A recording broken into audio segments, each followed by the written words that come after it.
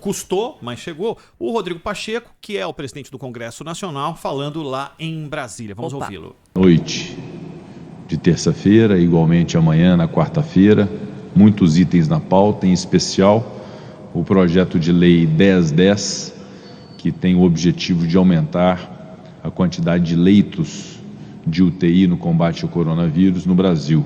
Projeto de iniciativa da Câmara dos Deputados, idealizado pelo presidente Arthur Lira, que vai ser votado no Senado Federal na tarde de hoje. Igualmente outros projetos relevantes, medida provisória inclusive, dentro desse compromisso nosso de agilizar ao máximo a aprovação das medidas provisórias, dentro desse espírito colaborativo com o Poder Executivo.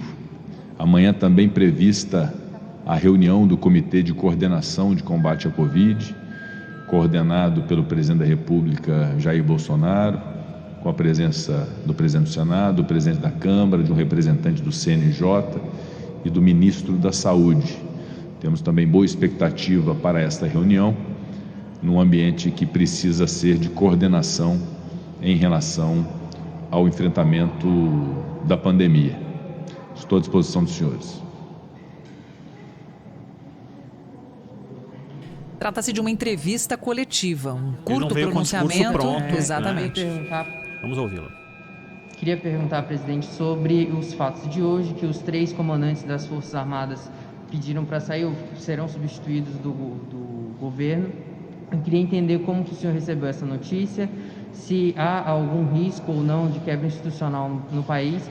E eu também queria fazer uma outra perguntinha sobre um projeto que surgiu hoje na Câmara dos Deputados, do líder do PSL, que é muito vinculado ao presidente Bolsonaro, o deputado Vitor Hugo, que mudava ali uma lei que já existe para dar superpoderes como de um estado de sítio ou um estado de calamidade para o presidente nesse momento.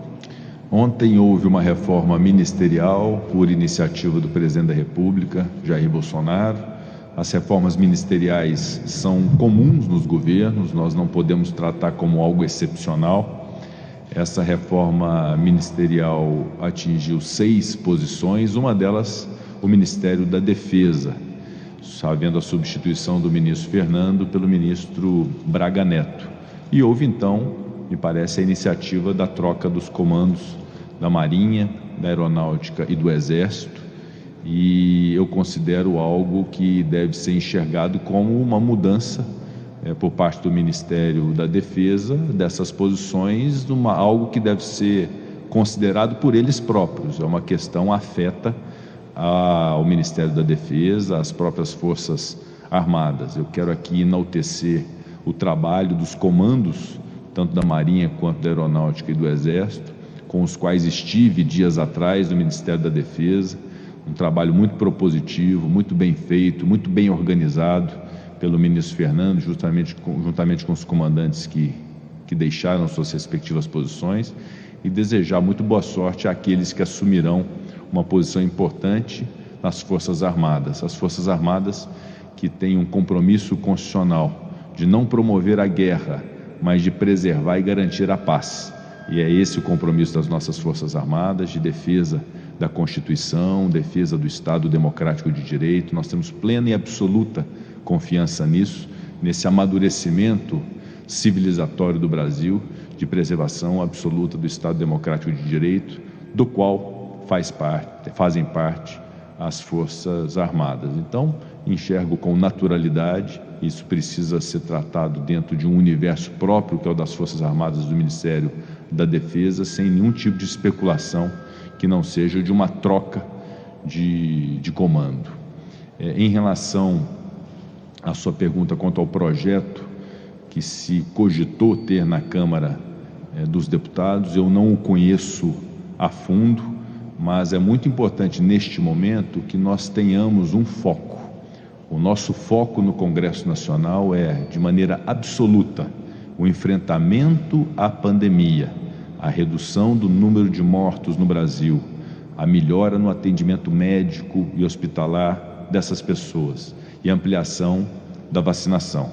É esse o foco. É por isso que na sessão de hoje nós estamos pautando com absoluta ligeireza o PL 1010, que aumenta a possibilidade de leitos de UTI. É por isso que amanhã nós estabeleceremos nessa reunião do Comitê de Coordenação iniciativas que são muito importantes para esse momento de enfrentamento da pandemia. Uma delas que eu defenderei é a vacinação mais brevemente possível das forças de segurança do Brasil. Polícias militares, polícias civis, guardas municipais, polícias penais, as forças armadas. Esse contingente precisa ser vacinado. É um contingente que garante a nossa institucionalidade, garante a nossa segurança pública e precisa ter segurança para a sua atuação. Além de serem agentes em contato direto com o público e precisam ser preservados tanto a si próprios quanto para evitar a contaminação de terceiros. Então eu defenderei a vacinação mais brevemente possível na inclusão de prioridades nas forças de segurança pública no Brasil para que sejam mais rapidamente vacinadas. E igualmente os profissionais da educação, os professores que precisam ser vacinados porque nós precisamos de uma previsão de retomada do ensino no Brasil, retomada do funcionamento das escolas no Brasil, para que voltemos o mais brevemente possível à normalidade com a garantia da segurança de saúde pública desses professores. Então, considero que são dois grupos prioritários que devem ser assim considerados pelo Ministério da Saúde, pelo Congresso Nacional e pela Presidência da República, além de outros tantos temas que nós teremos também amanhã na reunião do comitê. Então, essa é a nossa prioridade, esse é o nosso foco. Não nos permitamos que fatos paralelos possam estabelecer uma cortina de fumaça em relação ao nosso grande problema nacional de hoje, que é a pandemia que nos assola de maneira muito severa, matando brasileiros e brasileiras. Repito e insisto, esse deve ser o nosso foco nacional, sem nenhum tipo de derivação fora desse foco. Entrevista coletiva com o presidente do Congresso, eu continuo na pauta Rodrigo da Pacheco. Troca do Ministério da Defesa, que restou na renúncia dos 3 comandantes das forças. O senhor acredita que isso reflete um desejo maior do presidente da República, Jair Bolsonaro, por um alinhamento político e ideológico dentro do Ministério da Defesa? E se sim, se há uma preocupação do parlamento quanto a isso? Eu não consigo antever o que é a intenção exata do presidente da República. A minha obrigação como presidente do Senado é acreditar e confiar que se trata de uma troca ministerial, uma reforma ministerial dentro dos limites da prerrogativa do presidente da República em fazer as suas substituições. O Ministério da Defesa, assim como o Ministério da Infraestrutura, do Meio Ambiente, da Economia, de Minas e Energia, é uma prerrogativa do presidente escolher os nomes que lá estarão. Então eu não me permito fazer nenhum tipo de especulação sobre uma motivação que não seja a do aprimoramento do governo, da busca de se ter uma melhor relação e maior produtividade por parte do governo federal. Bom, o presidente do Congresso optou por entender que tudo faz parte de um processo. É um processo normal e que não vê nenhum... Ele até acabou, né, Zaidan, Sônia, relacionando a troca que está acontecendo nas Forças Armadas como qualquer outra troca.